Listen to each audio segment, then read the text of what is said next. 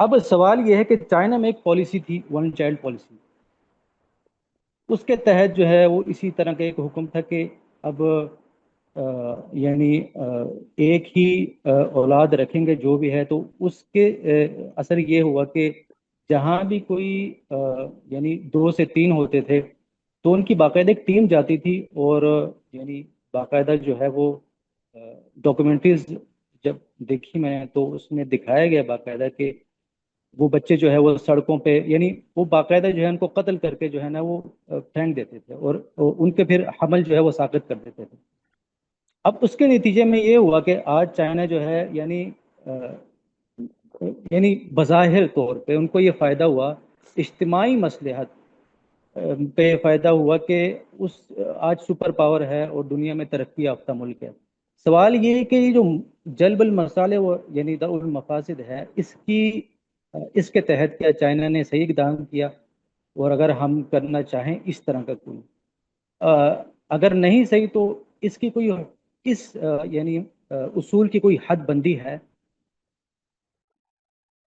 یہ اس دنیا کے نظم کو چلانے کے اصول ہیں، اس کا دین سے کیا تعلق ہے؟ ہمارے ہاں جو مقاصد متعین کیے گئے ہیں پورے دین کا جائزہ لے کے دیکھ لیجئے، وہ اس میں ٹھونسے گئے ہیں. دین میں وہ اس طرح زیر بحث ہی نہیں. دین کا مقصد تزکیہ ہے. میرے وجود کو پاک ہونا چاہیے، تمام رذائل سے مجھے پاک کرنا ہے. میں نے اس کو متعین کر کے بتا دیا ہے کہ مجھ سے یہ تقاضا کیا گیا ہے، میرے پروردگار کی طرف سے تقاضا کیا گیا ہے، میرا بدن پاک رہنا چاہیے، میرے خور و نوش کو پاک رہنا چاہیے، میرے اخلاق کو پاک رہنا چاہیے. دین یہ ہے. اس میں اس طرح کے کوئی مقاصد بیان نہیں کیے گئے جو عام طور پر مقاصد خمسہ یا اس طرح سے بیان کیے جاتے ہیں. یہ دین کے لیے بالکل اجنبی چیز ہے. یہ قانون کے لیے یا دنیا میں جو نظام قائم کرتے ہیں اس میں مقاصد کی حیثیت سے بیان کیے جا سکتے ہیں.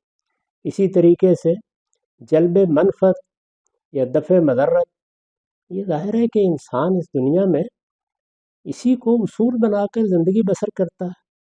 اس کا تعلق بھی ہمارے مفادات سے ہے. ہم انہی چیزوں کو سامنے رکھ کر اقدامات کرتے ہیں. بلکہ کہا جا سکتا ہے کہ ہمارے بہت سے دنیوی اقدامات میں اصل محرک یہی ہوتا ہے.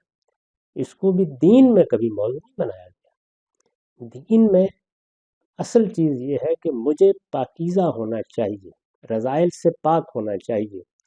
چنانچہ جو تیسری چیز ہے یعنی میرے اخلاق کو پاکیزہ ہونا چاہیے، اس کا اطلاق ہم ان معاملات پر کرتے ہیں جن کی آپ نے مثال دی ہے. مجھے کسی کی جان نہیں لینی چاہیے، مجھے کسی کے مال کے خلاف کوئی کام نہیں کرنا چاہیے، مجھے کسی کا حق تلف نہیں کرنا چاہیے.